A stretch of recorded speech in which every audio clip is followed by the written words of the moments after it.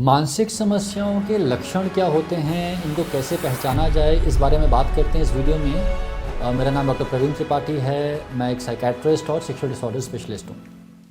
तो देखिए, जैसे शारीरिक बीमारियाँ होती हैं, कई प्रकार की शारीरिक बीमारियाँ होती हैं, अलग अलग लोगों में अलग अलग तरीके के लक्षण आते हैं। वैसे ही मानसिक बीमारियाँ भी कई प्रकार की हो सकती हैं। सबसे कॉमनली जो मानसिक बीमारियाँ देखी जाती हैं वो हैं डिप्रेशन और एंग्जाइटी। अब डिप्रेशन के बारे में हम में से ज़्यादातर लोग कुछ तो समझते हैं। हमें याद रखना होगा कि डिप्रेशन के पेशेंट्स में आमतौर पे जो दिक्कत है वो मूड की होती है। जो मेन सिम्टम है डिप्रेशन का वो है उदासी। मन उदास रहता है, और मन उदास रहने की वजह से और मन उदास रहने के साथ में बाकी कई लक्षण होते हैं। मन उदास रहना, काम में मन ना लगना, मन में नेगेटिव विचार आना, भूख कम लगना, नींद खराब हो जाना, ऑफिस में परफॉर्मेंस खराब होने लगना, पढ़ाई में मन ना लगना, लिबिडो कम हो जाना, सेक्स की इच्छा कम हो जाना, ये सारी जो चीज़ें हैं ये डिप्रेशन में आमतौर पे देखी जाती हैं। इम्पॉर्टेंट चीज़ ये है कि कभी कभार उदासी तो किसी को भी हो सकती है, लेकिन अगर उदासी लंबे समय तक चले, कम से कम 2 हफ्ते तक लगातार चले, और उसकी वजह से आपके लाइफ में डिस्ट्रेस आने लगे। हम लोग कई बार एक शब्द यूज़ करते हैं अंग्रेजी में, सोशियो ऑक्यूपेशनल डिस्फंक्शन। मतलब आपकी सोशल लाइफ, आप जो सामाजिक ज़िंदगी जी रहे हैं, लोगों से मिलते हैं, हंसते बोलते हैं, बैठते हैं, उसमें दिक्कत आने लगे, और आपकी ऑक्यूपेशनल लाइफ में आप जो काम करते हैं या पढ़ाई करते हैं उसमें दिक्कत आने लगे, तब हम उसको बीमारी का शब्द यूज़ करते हैं, और तब हम बोलते हैं कि छोटी मोटी उदासी से उठ के बीमारी की फॉर्म ले चुका है।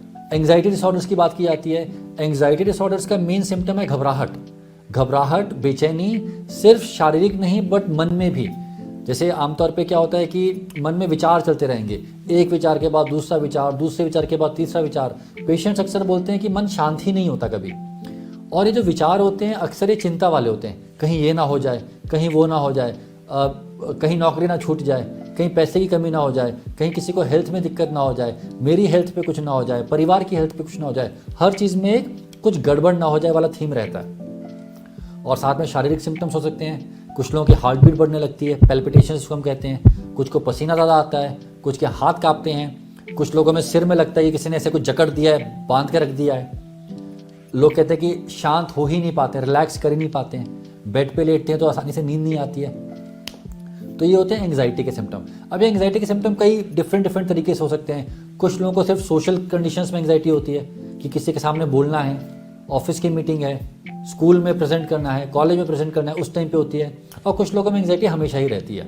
इसके अलावा कुछ हमारे सिम्टम्स होते हैं जब साइकेट्रिक इलनेसेस होते हैं, जिसको हम बोलते हैं साइकोसिस, साइकोटिक डिसऑर्डर्स, जिसमें आते हैं आपके स्किज़ोफ्रेनिया और बाइपोलर डिसऑर्डर।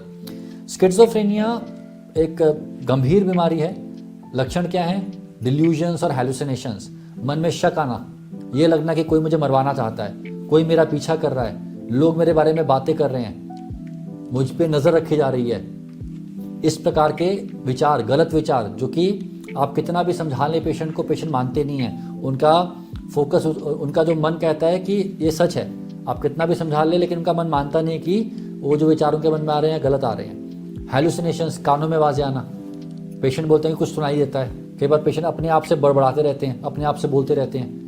आप पूछोगे क्या हुआ, तो पेशेंट कई बार बोलते हैं कुछ नहीं।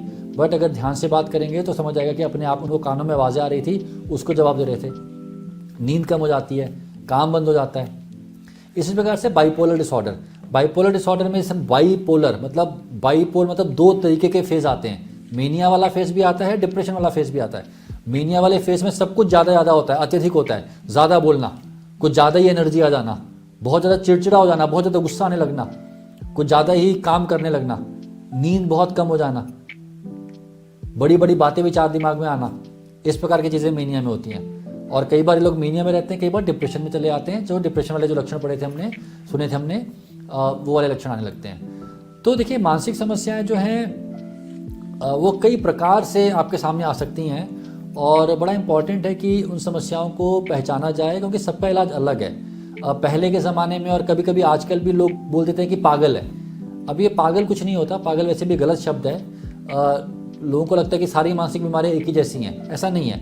कुछ मानसिक बीमारियां गंभीर होती हैं, कुछ छोटी मोटी होती हैं, कुछ में इलाज लंबा चलता है, कुछ में इलाज कम चलता है। जैसे शारीरिक बीमारियां हैं कुछ गंभीर हैं, कुछ छोटी मोटी हैं, वैसे ही मानसिक बीमारियां होती हैं। लेकिन सभी बीमारियों में एक चीज़ कॉमन है, अगर इनको सही समय पे पहचान के इलाज कराया जाए तो पेशेंट को जल्दी रिजल्ट आता है और ट्रीटमेंट भी फिर छोटा चलता है। तो मुझे उम्मीद है कि आप कुछ समझ पाए होंगे मानसिक बीमारियों के बारे में, और हमारा प्रयास रहता है कि मानसिक रोगों के बारे में और सेक्सुअल समस्याओं के बारे में ऐसे ही वीडियोस बना के आम जनता तक पहुंचाए जाएं, ताकि नॉलेज बढ़ सके इन चीज़ों के बारे में। धन्यवाद, शुक्रिया। अगर आपको डिप्रेशन की समस्या है तो आप डॉक्टर प्रवीण त्रिपाठी से सीख सकते हैं कि डिप्रेशन के पेशेंट्स में काउंसलिंग कैसे की जाती है और उन टेक्निक्स को यूज करके डिप्रेशन से बाहर निकलने की जर्नी को शुरू कर सकते हैं। स्क्रीन पर दिए कार्ड को क्लिक करें या फिर डिस्क्रिप्शन में दिए लिंक को क्लिक कर डॉक्टर प्रवीण त्रिपाठी के कोर्स में एनरोल करें।